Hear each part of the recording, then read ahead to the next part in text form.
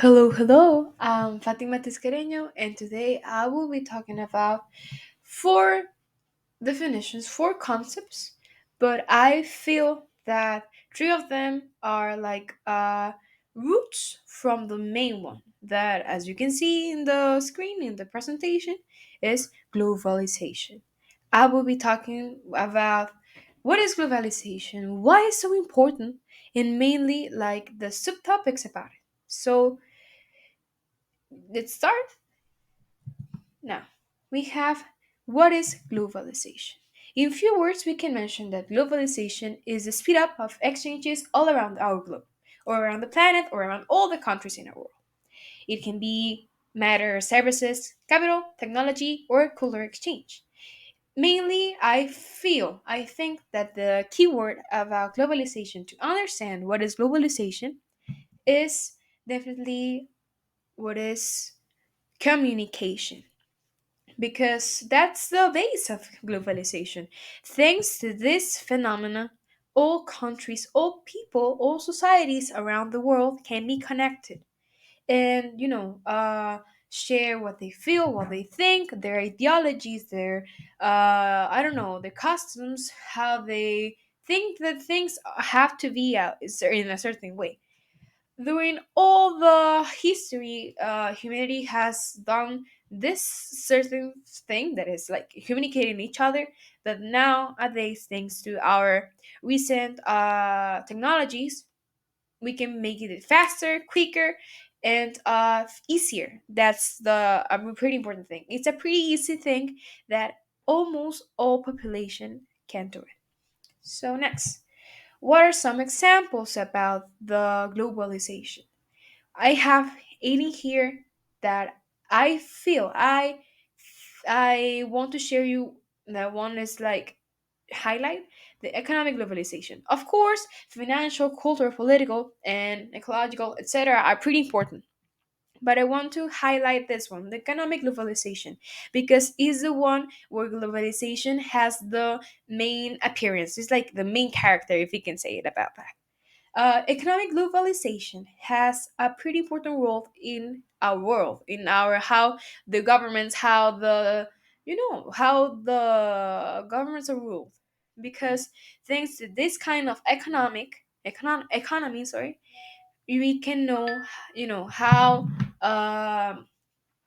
a country is working in their sorry in their economy, and it can be shared with another one. For example, a pretty near example, Mexico and United States, they share their ideas, their thoughts, and they work together, something I will be explaining later. But in this example, we can say that they can share their resources, and make their economy stronger. I put an image in here. As you can see, it's an example that it is pretty clear in nowadays. That is McDonald's. McDonald's is a franchise that is from the United States. But thanks to globalization and capitalism, the restaurant is all around the globe. You can see it from China and even Mexico. Something I think it's pretty important about this restaurant is that thanks to globalization communication, people can know, like, even for the colors, what is the McDonald's. And as you can see, the McDonald's has to adapt to the people that is going to consume their product. For example, here in Mexico, it says like for the tamales or the burritos, that is not something that it will be in the in the UK menu. It is different depending on the zone that it is located. Now, I will be talking about some advantages and disadvantages about the globalization, because as everything, it has to be something good and something not that good. So let's start with the advantages. Let's have to focus and think. There are pretty different countries around the world. Some ones are pretty developed, have a lot of resources, a lot of money. People have a really long life, a happy life, have pretty, pretty big opportunities. And in other countries, that's not the real thing that is happening. they don't have enough resources, they have lack of, I don't know, their health system is pretty bad, or I don't know, they have pretty much problems than other countries. Mostly the countries that have better a lifestyle or a better economy and government are called developed countries. For example, United States, or I don't know, the countries of Europe, most of the countries in Europe, some of them.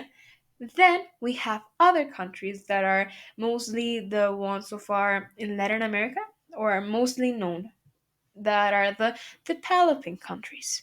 We can say that they are countries that they, as the name says, are developing to become a pretty strong country. So now let's put that into the presentation. Some advantages about globalization is they have a new access all around the world. Our markets are growing. They have opportunities not to sell only in their country, but in all the countries that want that product. For example, a pretty easy example that is almost every day in the news, and is the gasoline, the petroleum. I don't know how to say it in English, but that resource is uh pretty expensive, or is pretty interested in some countries. So it's pretty good for an economy that they can sell it to different places, not just in themselves and say that and only keep it. And no, they have the opportunity to share it with the world and have something in exchange.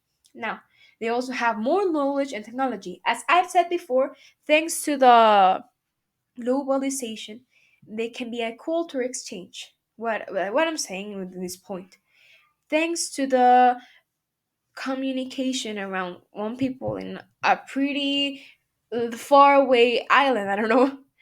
I don't know. I think that she or he wants to share about the experience, not only with the people on the island. He wants to share with someone that is in a country 1,000 kilometers far away. Well, thanks to globalization, he or she can do it that way. And why the technology involves? Well, with the technology, it can be communicated thanks to the devices, to the phones, computers, laptops, etc.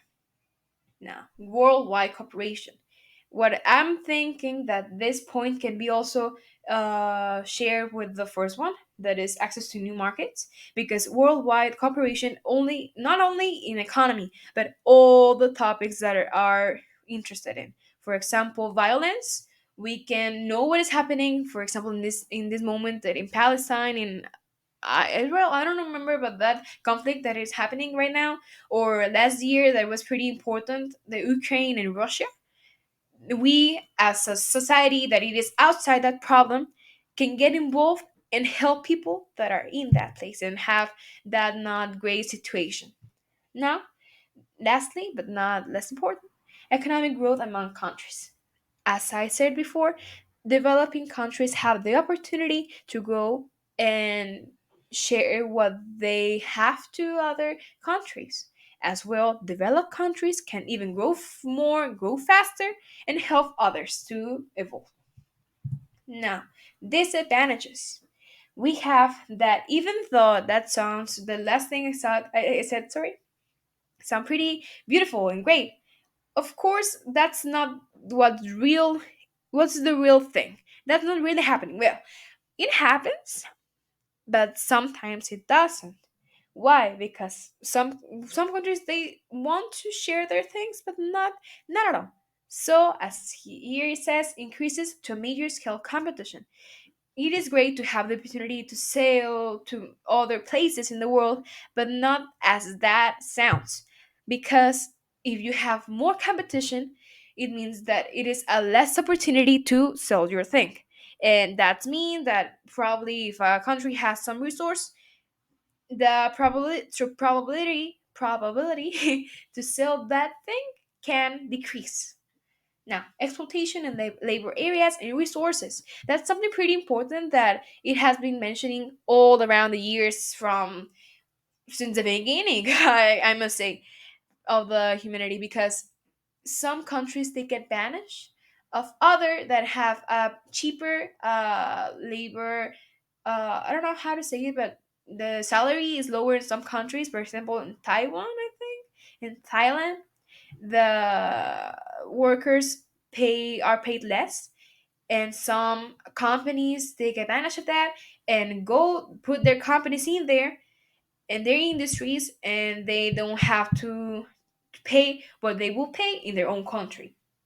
So that's fine for some people, but I don't feel that's pretty right, because some people are suffering and not being respecting their rights, and they're not really enjoying because they have to work almost every day with really almost zero payments. So that's pretty wrong.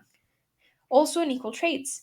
Unequal, it could be in people, like in the scale of people, to a pretty international trait. As I mentioned before, they are not respecting human rights.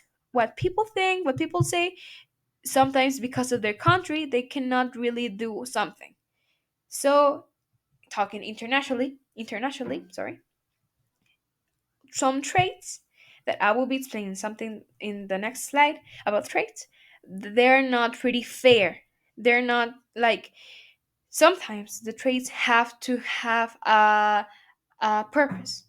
One country have pretty good resources, and the other one as well. They're sharing. They're having a common advantage. They're having something good for both. Thanks to globalization, sometimes that does not happen. In big countries, for example, United States, take advantage for example, I don't know, Venezuela, taking their resources, and Venezuela having something in exchange, but not as big as the United States. Now, lastly, domestic job loss. That's something that really happens, and some people like really complain about it because it's real. Domestic job loss is something that's happening every single day. That some countries place their, as I said, place their companies, their industries in some places. For example, here in Mexico, they have jobs, yes, but they don't usually also put workers from that area. They put them, but also from their domestic area. So they're not like getting a lot of labor opportunities, or not as they would if the companies were from the same place. Well, now let's move to the next topic, next concept, that as you can be like thinking, is trade. What is a trade? Well, simple. A trade is the exchange of two parts. They have a necessity. They want resources. They want a service. They need something. So they look for another country that have that thing and make an agreement. That in this case is called trade. In this event, it has the main purpose, the finality of having a benefit. Some examples, some big examples I can mention about a trade and international trade, because trade can be as simple as a person exchanging, I don't know, a cell phone for another cell phone with another person. But in here we have economic trades related to commerce. For example, the TEMEC, that it is the one that is related with United States, Canada, and Mexico. The other one is the TLQM, that is Mexico, the European Union. If I don't, if I think it's the European Union, and also the TPP, that it is the trade that it is related almost to many countries to decrease. I don't remember the name, but like the taxes. I don't, let me see the duties. I'm sorry, duties that they have to pay in order to make the products get out and being changed and pay all the duties. Now you may be thinking trades are great, but as the disadvantages I mentioned about the globalization, not always trades are fair. What happens in here? Well, there is where the World Trade Organization enters. This organization is the only organization that has the possibility and the duty of managing the trades and seeking their best for each country. But I looked for a video, so I would like you to see it before I make my own concept, so you can see like a real concept from the own organization. This is The the World video. Trade Organization is the place where countries come to talk about trade, negotiate trade, so new rules, new disciplines, and also keep an eye on each other's practices. That's a key point.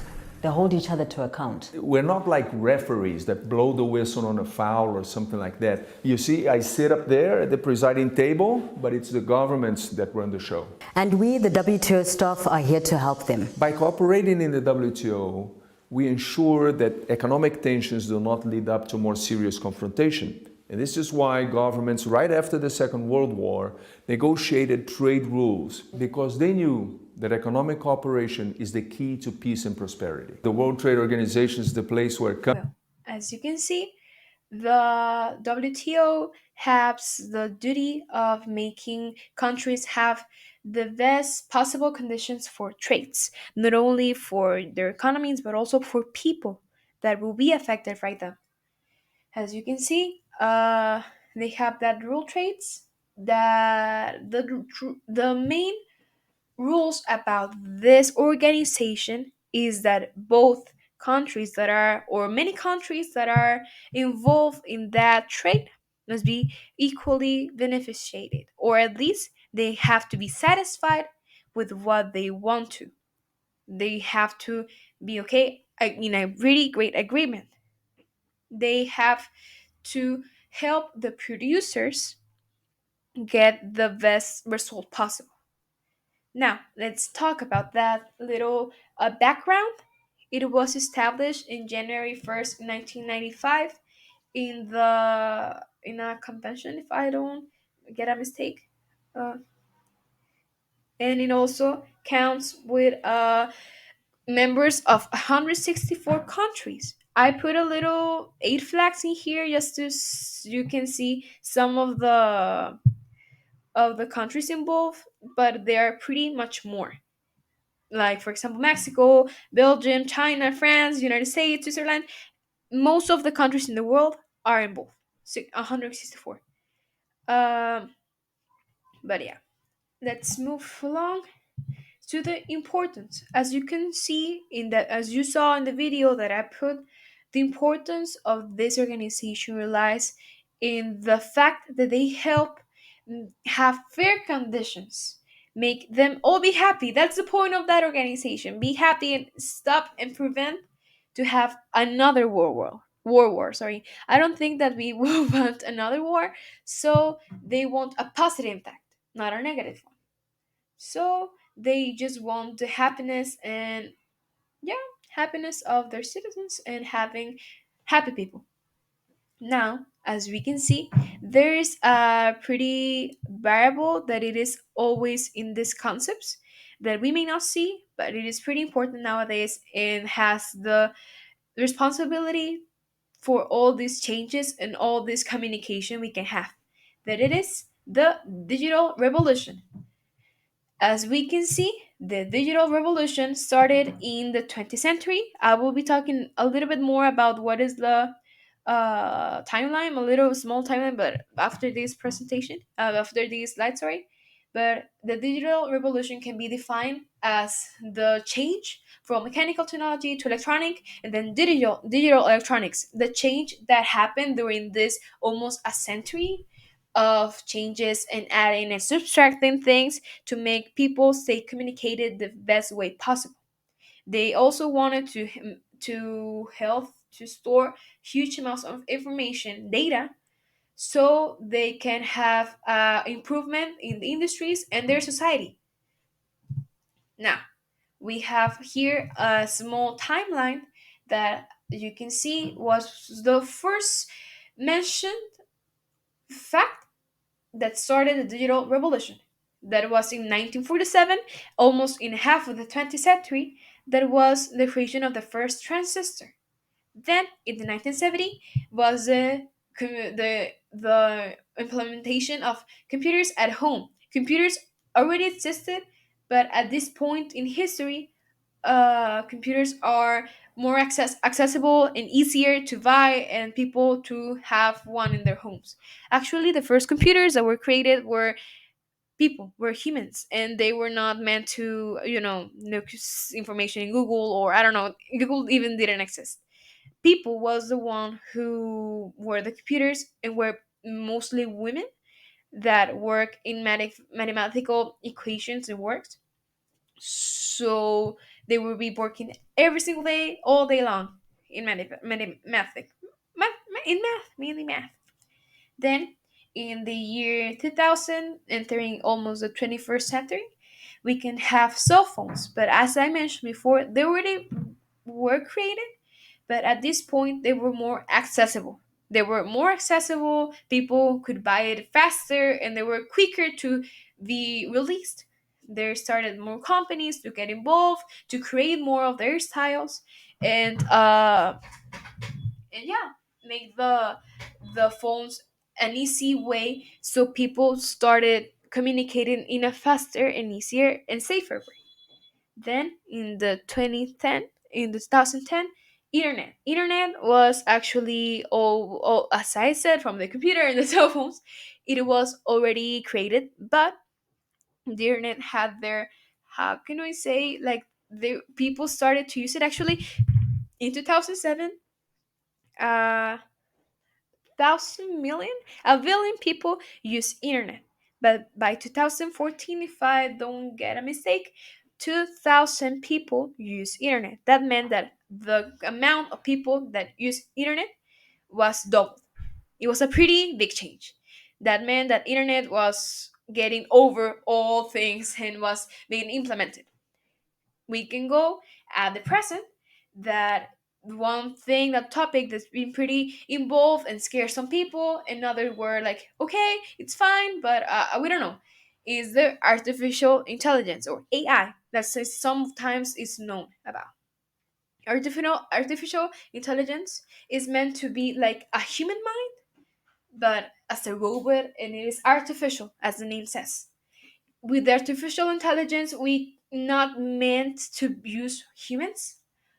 We are meant to use computers, or another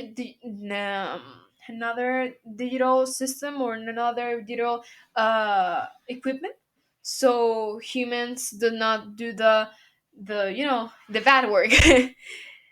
Okay, so now let's go to what are the advantages and disadvantages in digital of the digital revolution in today's society. There are pretty a lot of advantages, if we can mention, and the disadvantages can be pretty ironic, if you can say, because they're pretty like the one thing, and the disadvantage is total opposite, because it's true. Something is not bad or not good. It's depending of what are your needs and what are you looking for.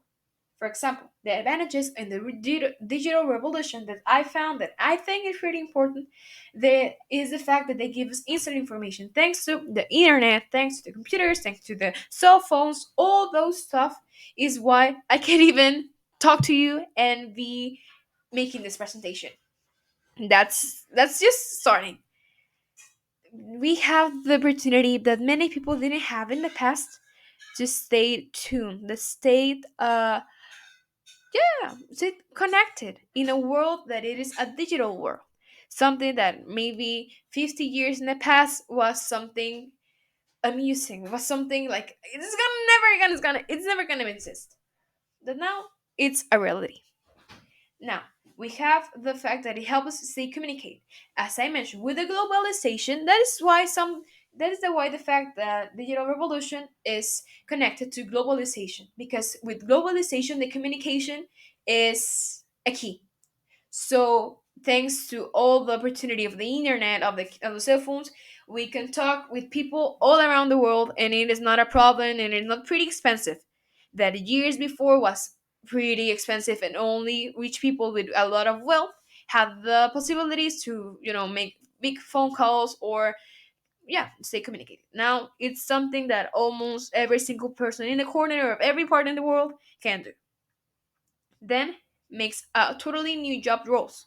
That's something that's pretty in the table right now, because some people have been, starting their careers, and now they're getting scared because their careers may not be part of the plan of the in the future, in the study plan. Because as you can see, for example, I don't know, a person that manage money, probably in 10 or 20 years that job will be from the artificial intelligence, and that job may not exist. But there's another possibility that new jobs are being required. For example, engineering, some mechanical engineer, or I don't know, science, or there are pretty a lot of engineers that are being required in matter to have control, if you can say it that way, with the artificial intelligence, or in every kind of technology that it is created, and create more kinds of technology. So we've stayed developing all the time. So yeah, it's creating, but also is eliminating, killing another careers. So it's one thing for another. Now, disadvantages. Something that's pretty important. It has been something we have to talk about and starting to trying to eliminate. Probably we'll never eliminate that part, but something we have to be pretty aware of are the fake news. Fake news are news, as the name says, that are not real. Sometimes that fake news make people get pretty mad. For example, I don't know, a pretty small example. A person says, I don't know, Obama died. And all people are like, what? How did Obama die? And people started making like gossips and talking about that. And Obama is like, hey, I'm still alive. Then people is like, wait, that was a fake news? Well, it was. That's something that really happens every day. But let's give it example in a bigger scale. Let's say account in Twitter or X published that it says like it's like the government of some country and says like, oh, I'm gonna declare the war to China, for example. And you'll think it's not that bad, but probably another country will look that information and say, if they don't search for a reliable source, they may be thinking, hey, is it declaring a war? I want to be in it. And then we could be creating a pretty big war and conflict. So fake news are not good. Fake news are something we must be pretty aware of because they are danger, pure danger. Then weakens real life communication. That's something that is true. Sometimes, as you can see, we are, you know, in our classrooms, we're in the school, we're anywhere in the place in the world, in our home, and instead of being talking face to face with that person, we're talking by the phone with people that is not in there, but the people that are in that place is not communicated at all. They're just like, physically there, but their mind is in the phone. So that's something that we have to work on. Then digital crime hackers. Hackers may be a problem depending on the hacker, but the hackers we're talking about are crime. They seek for damaging, I don't know, companies, or damaging people images, or making huge things. For example, I don't know, dealing with pretty big organizations. Now, a bigger commercial competition, as I mentioned, in the disadvantages of the globalization with digital revolution, there is a bigger communication, but as well, the competition is getting bigger and bigger and bigger, and more people wants to get more money or wants to get something better, and the competition keeps scoring. Now, I'm going to the last concept of all my presentation, that it is terrorism. Terrorism has to deal with all the three, concepts that I mentioned before: globalization, trade, and digital revolution. We will see why. Terrorism can be defined of the intended ferocity or violence with only purpose of creating fear among population and even the government. So it mainly the terrorism is based of creating fear thanks to a political or something religious and ideological political fear. I don't know. It's something that is created to make fear, mainly our groups, I don't know, our like associations, they want to create fear. For example, one example that as you can see in this video is the Twin Towers attack in 2001. That actually was something that's pretty curious that about that event, because many people didn't were that in that place, they were in New York, but they remember that exact day because of the about the enormous impact it had in the world, because many people died about thanks to that event. And it was pretty shocking because they didn't only attack the Twin Towers, but also the Pentagon. I think it's near Pennsylvania. So it was something that also made like, as we can say, like explode the bump between the United States and countries like Israel, I think, or yeah, that countries that are in that certain area. So it created a really big conflict. Now another event that we can see as terrorism are in the Bethlehem, Russia in school attack. Actually, I read about that in 2000, the Russian school attack in 2004. I read about that, and honestly, that's pretty shocking. I didn't hear about that event until now, and I must say that pretty innocent people died as well in the 2050 Paris attack. Almost thousands of people, hundreds of people died with no reason, but only to create fear to other people and their governments. So, as you can see, terrorism is such a pretty bad aspect that has been growing or has been developing thanks to globalization also. Also, we can mention is like a disadvantage about it. Then how you will think that technology benefits or affects them. I will say that it is a double-edged sword. Why? It's something that has beneficiated but also has affected. Why? It benefits the terrorism because it makes them, have more opportunities, more guns, more like, strategies they can use thanks to the technology, so they can be, make their plans and be seeked, and then like, you know be more intelligent, if we can say, and escape from all the authorities or the governments or the other groups they're dealing with. But also it affects it because the other governments, the other groups can also hack them or use that information in their favor, and also have their own weapons and have like a certain like wall that can protect their society, their people, and them. So it's something that is good, but it is also bad. But something we can be agree with is that terrorism is not a big thing that we will be happy about. There's something wrong that just involves violence and people dying. So that's something we have to be thankful about. So for finishing, I can say I want to share that globalization must be something we have to talk about. We have to be conscious about the impact of globalization in our lives.